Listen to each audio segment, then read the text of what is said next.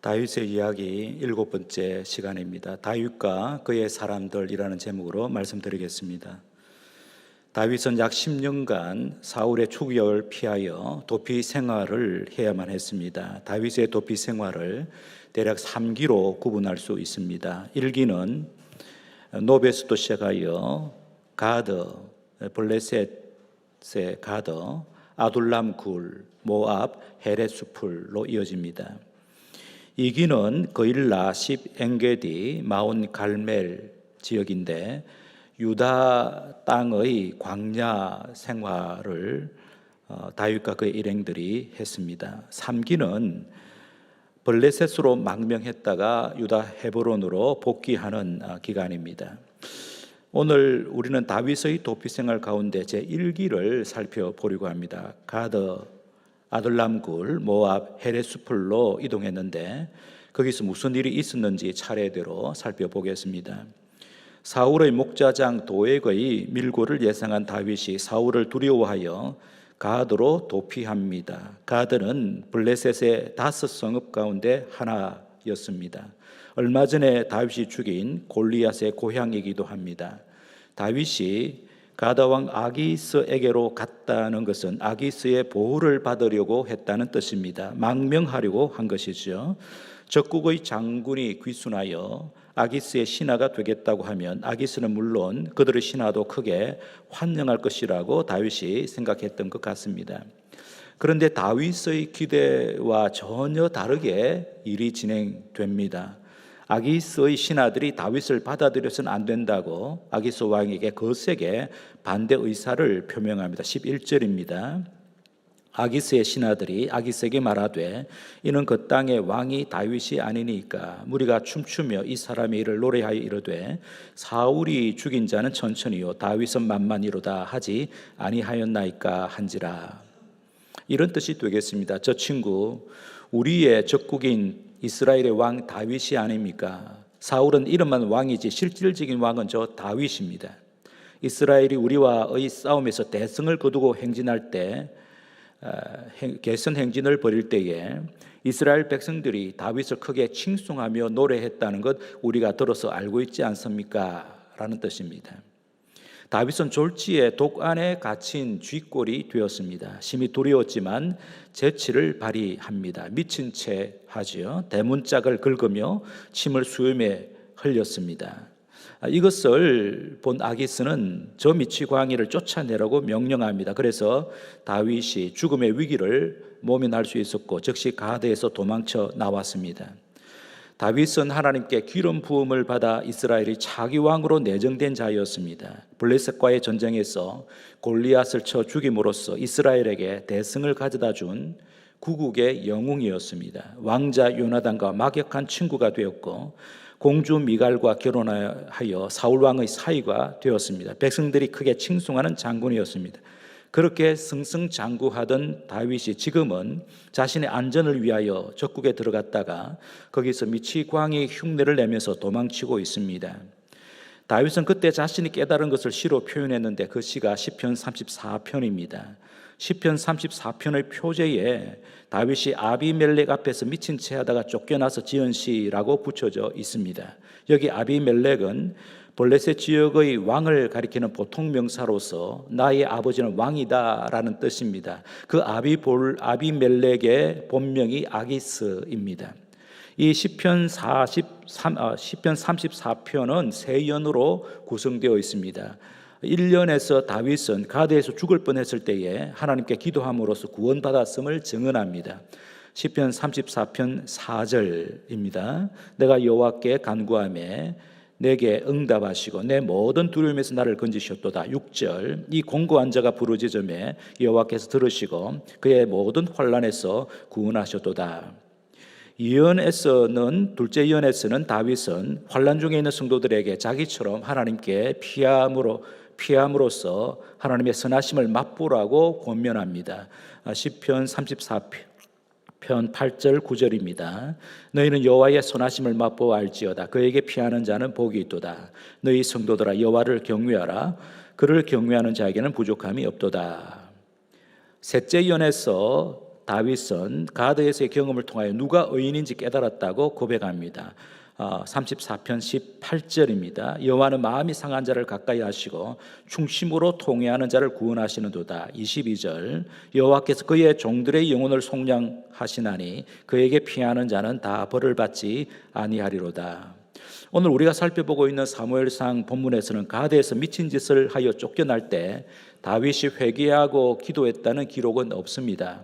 하지만 다윗이 그때를 배경으로 지은 시편 34편에서는 사울로 인하여 두려움이 엄습했을 때에 하나님께 피하는 대신에 가드의 아기스에게로 피한 처사가 크게 잘못되었음을 깨닫고는 즉시 다윗이 회개하고 기도했음을 알려줍니다. 그랬더니 하나님의 구원을 경험하게 되었습니다. 그 경험을 통하여 다윗은 공경에 처할 때 하나님께 피하는 것 외에는 살 길이 없음을 깨닫게 되었습니다.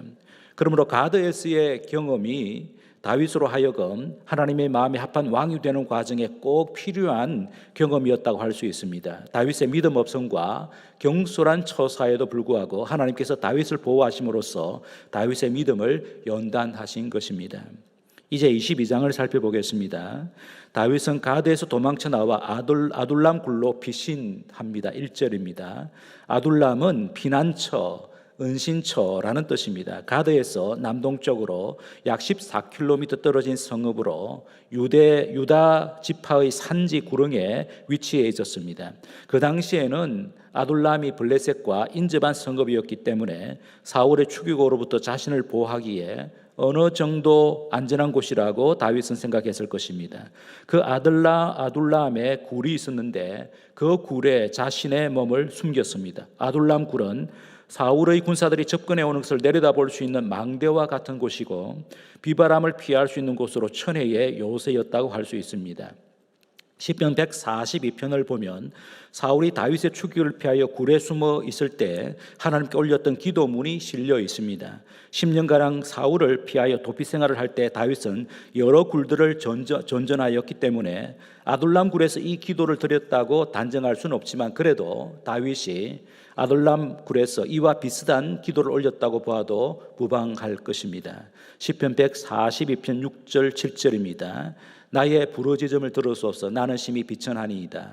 나를 핍박하는 자들에게서 나를 건지소서. 그들은 나보다 강하니이다. 내 영혼을 옥에서 이끌어내사 주의 이름을 감사하게 하소서. 주께서 나에게 갚아주시리니 의인들이 나를 두르리이다. 주님, 제 사정을 잘 아시지 않습니까? 저는 주님 외에 의지할 자 아무도 없습니다. 제가 숨어있는 이 굴도 저를 안전하게 지켜줄 피난처가 아닙니다. 제 피난처는 주님밖에 없습니다.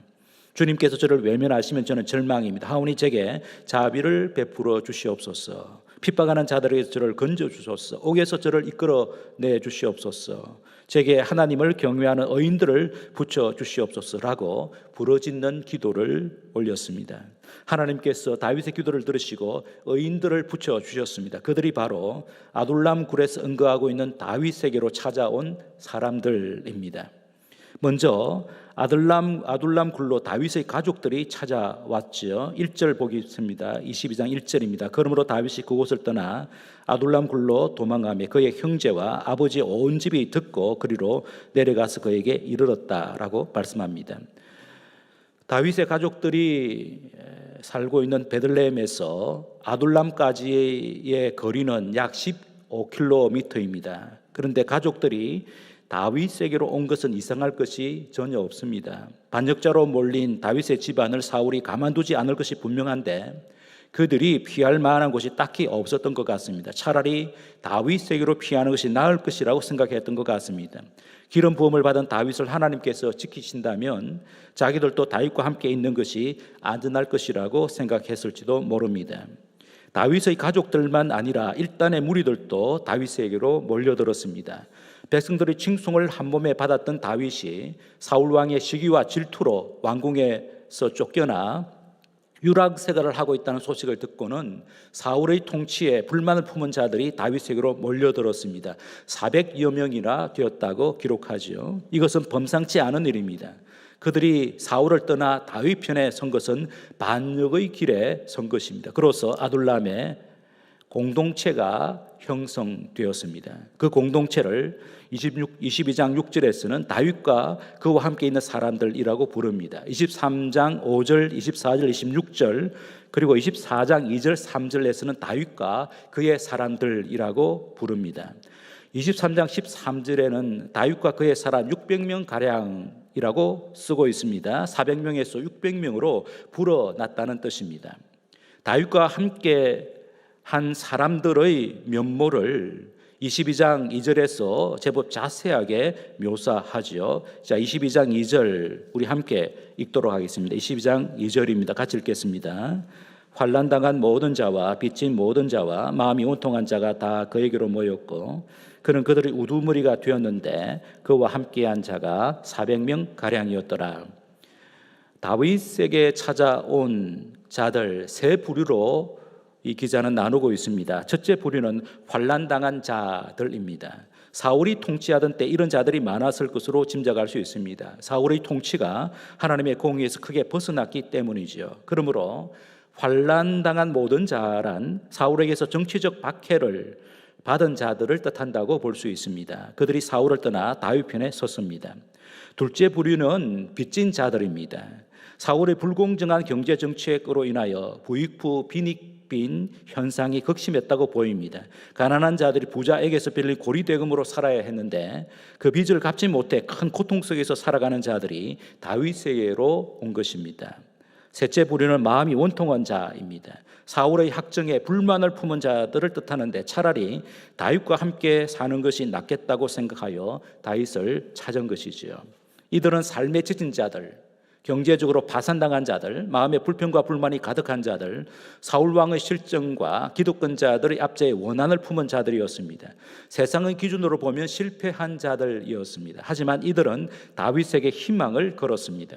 다윗과 함께 좋은 세상을 이루게 될 날을 꿈꾸며 의기투합한 자들이었다고 볼 수 있습니다.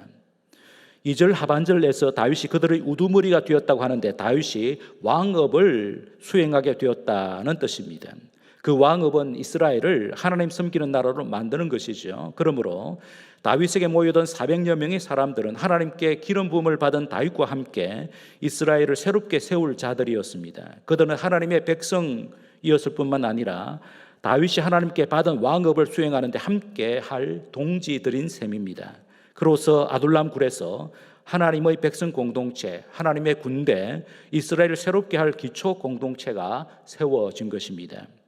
그 과정에 하나님께서 역사하신 것을 두말할 필요가 없겠지요. 하나님께서 400여 명의 무리들을 다윗에게로 인도하신 것입니다. 앞으로 우리가 확인하게 되겠지만 이들은 10년의 세월을 다윗과 함께 하면서 다윗과 하나님께 충성하는 건장한 군사들로 성장했습니다. 다윗이 왕으로 등극했을 때 개국 공신의 역할을 했습니다. 그 배후에 하나님께서 역사하신 것이 분명합니다.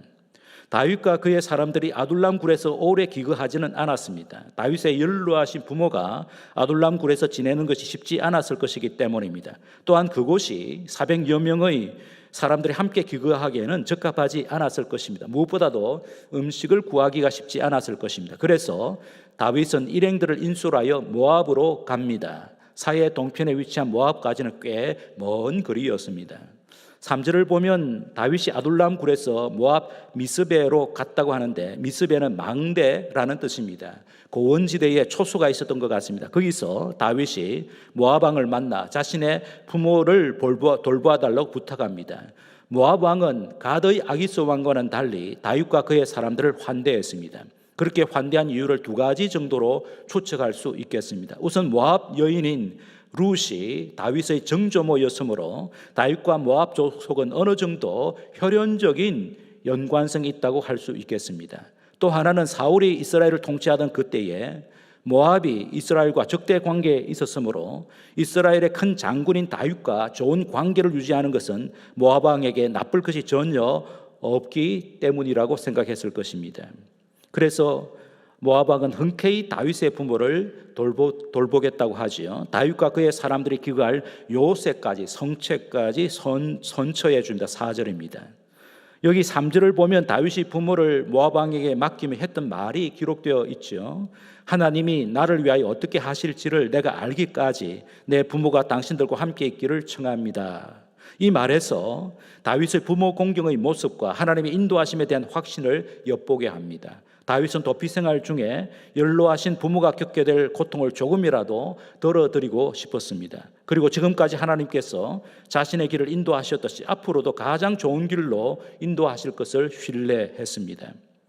그때 선지자 갓이 다윗에게 모압에 있지 말고 유다 땅으로 들어가라고 하지요. 선지자 갓은 다윗의 도피 생활 중에 합류하여 다윗에게 하나님의 뜻을 전하는 역할을 했습니다. 다윗이 왕이 된 후에도 다윗의 선견자로 봉사했다고 역대상 21장 9절에 말씀하고 있습니다.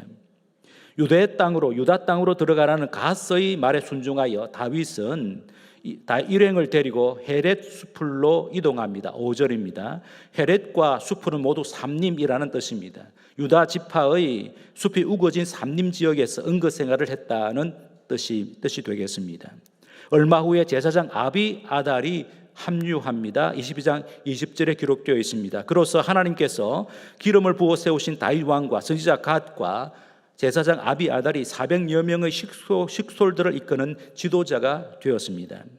다윗과 그의 사람들 400여 명이 앞으로 이스라엘을 새롭게 회복할 기초 공동체 구실을 했다고 앞서 말씀드렸습니다. 그런데 공동체를 건실하게 세우려면 지도자가 중요하지요. 특히 이스라엘의 차기 왕으로 내정된 다윗이 하나님의 마음에 합한 왕이 되어야 합니다. 그래서 하나님께서는 10년의 도피 생활 동안 다윗을 강하게 훈련하신 것입니다. 오늘 우리가 살펴본 대로 가드와 아들람 굴과 모압과 헤렛 수풀로 이동하면서 다윗은 점점 더 믿음이 견고해졌습니다. 가드에서는 하나님을 의지하는 것만이 살 길임을 깨달았습니다. 아둘람 굴에서는 하나님께서 붙여주신 사람들과 함께 이스라엘의 새로운 미래를 꿈꿀 수 있었습니다. 모압에서는 하나님께서 모압 왕을 통하여 자신의 부모와 일행들이 얼마간 평안히 지낼 수 있게 하셨습니다. 도피 생활 중에 누렸던 안식의 시간이었다고 할 수 있습니다. 선지자 갓의 말에 순종하여 모압에서 유다 지파에 속한 헤렛 수풀로 과감하게 이동했습니다. 이스라엘의 왕으로 기름 부음을 받은 다윗이 평생 헌신해야 할 땅이 바로 그 유다 땅이기 때문입니다. 그런데 도피 생활 중에 홀로 지내는 것도 만만치 않은데 다윗은 가족들과 400여 명의 식솔들까지 책임을 져야 했습니다. 그러므로 하루하루가 생존을 위해 분투해야 할 고난의 연속이었을 것이 분명합니다. 하지만 400여 명의 사람들을 섬기면서 다윗은 점점 더 하나님의 마음에 합한 왕이 되어갔습니다. 그러므로 다윗의 10년간의 도피 생활은 왕업을 훈련하는 최고의 기간이었다고 성경은 정언하고 있습니다. 오늘 설교의 부제가 공동체입니다. 다윗과 그의 사람들 400여 명은 아둘람 굴에서 공동생활을 시작했습니다. 함께 모압으로 피신했다가 다시 유다 땅으로 돌아왔습니다. 그 후 수년간 광야를 함께 전전했습니다. 가드에서 망명생활도 했는데 그때 큰 위기를 만났습니다. 공동체가 와해될 뻔했습니다. 그럼에도 다윗과 그의 사람들은 점점 더 믿음과 인격이 성숙하게 되었습니다. 건실한 공동체로 성장할 수 있었습니다. 성도 여러분, 공동체 안에서 생활하는 것 녹록지 않습니다. 마음이 하나가 되고 함께하는 일에 성과가 있을 때에는 신이 납니다. 하지만 의견이 틀어지고 마음이 나누어지고 서로 싸우고 갈랐을 때 공동체는 몸살을 앓습니다. 그럴 때 공동체를 떠나 혼자 살고 싶어집니다. 그러나 그럴 수 없는 것이 인생이죠. 인생은 공동체를 떠나 살 수 없도록 지어졌기 때문입니다. 공동체는 우리의 운명이며 존재 방식입니다. 오히려 공동체 안에서만 우리의 믿음과 인격이 단련된다고 할 수 있겠습니다. 하나님의 아들이신 예수님께서도 이 땅에 오셔서 즐겁게 공동체를 섬기셨습니다. 가정생활에 충실하셨습니다. 부모를 잘 섬기셨습니다. 아버지의 가업을 이어받아 목수일을 하면서 어머니와 형제들을 부양하셨습니다. 30세가 되셨을 때 가정을 떠나 하나님 아버지께서 맡기신 일을 하실 때에도 우선적으로 공동체를 세우기 위하여 최선을 다하셨습니다. 12명의 제자들을 부르셔서 3년간 동고동락하셨습니다. 예수님을 따랐던 70명의 제자들도 있었고 예수님의 제자 공동체를 섬겼던 여인들도 다수 있었습니다. 부활하신 예수님께서 500여 형제들에게 일시에 나타나셔서 자신의 부활을 증거하셨습니다. 예수님께서 성전하신 후에는 120여 명의 성도들이 예루살렘의 한 다락방에서 힘써 기도하고 있을 때에 예수님의 약속대로 성령님께서 강림하셨습니다. 그날이 오순절이었습니다. 성령님께서 강림하신 그날에 베드로의 설교를 듣고 회심하여 세례를 받은 자들이 3,000명이나 되었습니다. 예루살렘 교회가 창설되자마자 큰 부흥이 일어난 것입니다. 더 놀라운 것은 성령님으로 충만했던 예루살렘 교회가 이상적인 공동체가 되었다는 것입니다.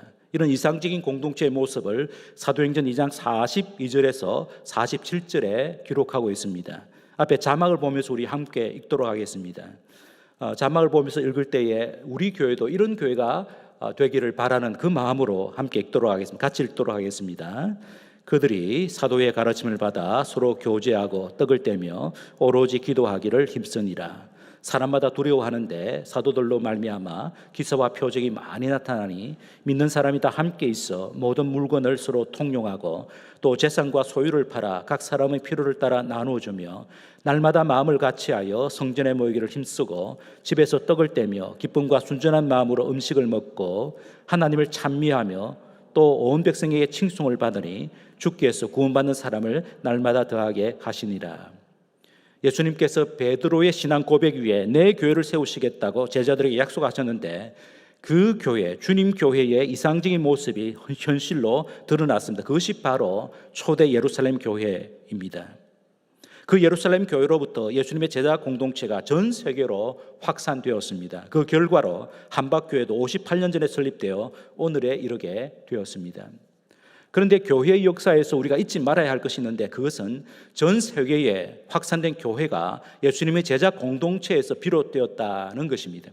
예수님의 제자 공동체인 예수님의 제자 공동체가 신약 교회의 기초 공동체 역할을 한 것입니다. 오늘 우리가 확인한 대로 다윗과 그의 사람들이 구약 교회인 이스라엘의 기초 공동체 역할을 한 것과 비슷하다고 할 수 있겠습니다.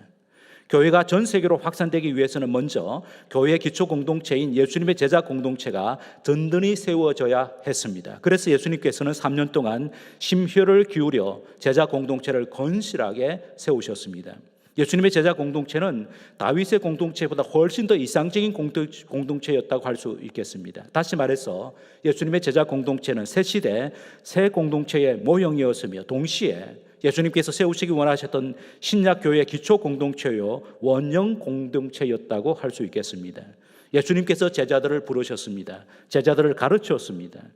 제자들을 훈련하셨습니다. 끝까지 제자들을 사랑하셨습니다. 제자들도 예수님을 위하여 자기 몸을 드렸습니다. 그런데 우리가 복음서를 읽어보면 예수님의 제자 공동체는 그야말로 각양각색의 혼성팀이었습니다. 가난한 자도 있었고 부자도 있었습니다. 촌사람도 있었고 도시인도 있었습니다. 배우지 못한 자도 있었고 유식한 자도 있었습니다. 정치에 밝은 자도 있었고 경제에 밝은 자도 있었습니다. 이성적인 사람도 있었고 감성적인 사람도 있었습니다. 로마 정권에 아부하던 쇠관원도 있었고 로마 정권에 항거하던 열혈당원도 있었습니다. 혈기 왕성한 자도 있었고 조용한 자도 있었습니다. 더구나 예수님의 제자들은 옛사람을 버리지 못하여 예수님과 함께 지냈던 3년의 세월 동안 자주 싸우고 서로 시기했습니다. 섬기기보다는 섬김을 받으려 했습니다. 함께 가기보다는 앞서가기를 좋아했습니다. 낮아지기보다는 높아지려고 했습니다.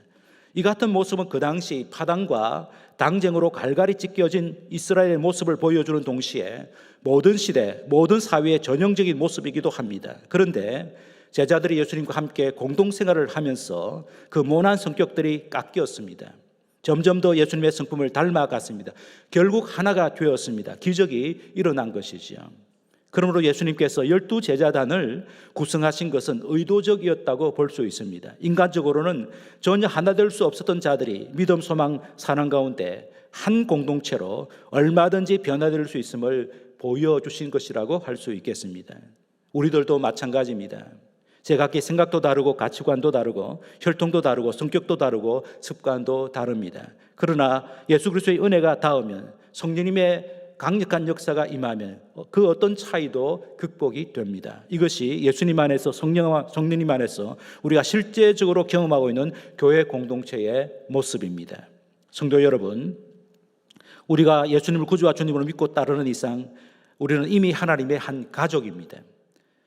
아직 우리가 덜 성숙해서 서로 싸우기도 하고 나누어지기도 하지만 언젠가는 차이를 극복하고 하나가 될 것입니다. 예수님께서 우리 안에 계시는 성령께서 그렇게 하실 것입니다. 그러하기에 우리의 차이는 우리를 겸손하게 하는 은혜의 수단이지 서로를 미워하는 방편이 될 수 없습니다. 다르게 말하면 차이와 다름이 축복입니다. 다르기 때문에 서로를 귀히 여기고 즐거워하고 서로에게서 배우게 됩니다. 다르기 때문에 서로 협력할 이유를 발견하게 됩니다. 그러므로 교회 안에서 우리가 하나님의 한 가족임을 알고 서로를 즐거워할 때에 거기서 천국을 맛보게 됩니다. 그러면 만나는 이웃들에게 천국을 자연스럽게 소개할 수 있습니다. 우리 교회에 오면 천국을 맛볼 수 있다고 소개할 수 있겠지요. 말씀을 맺겠습니다. 하나님께서는 예나 지금이나 우선적으로 기초 공동체를 건실하게 세우시고 계십니다. 하나님께서 세우시는 기초 공동체를 우리 교회에 적용하면 가정과 목장이라고 할 수 있습니다. 우리 교회 기초 공동체인 가정과 목장을 든든히 세우도록 하나님께서 일꾼들을 세우셨습니다. 부모와 목자와 장로와 교역자들입니다. 그러므로 기초 공동체인 가정과 목장의 일꾼들인 부모와 목자와 장로와 교육자들이 먼저 다윗처럼 하나님의 마음에 합한 일꾼으로 성장해야 합니다. 하나님의 마음에 합한 일꾼이란 예수님의 성숙한 제자가 되는 것이죠. 그럴 때에 가정과 목장이 건실한 기초 공동체가 됩니다. 그러면 교회도 건강하게 성장할 것이 당연합니다. 이것이 하나님께서 우리에게 주신 소명입니다. 우리 모두 가정과 목장과 교회를 건강하게 세우는 하나님의 충성된 일꾼들이 다 되시기를 주님의 이름으로 축복합니다. 말씀을 생각하면서 우리 함께 기도하겠습니다. 먼저는 감사의 기도를 올리겠습니다. 우리에게 가정과 교회를 건강하게 세우도록 직분을 주신 것, 부모와 또 목자와 장로와 교육자들이 되게 하신 것 감사하는 기도를 올리시고 또 서로 축복하며 기도하겠습니다. 직분에 충성함으로써 행복한 가정, 건강한 교회를 세우는 일꾼이 되게 하여 주시옵소서. 함께 서로를 축복하며 기도하겠습니다.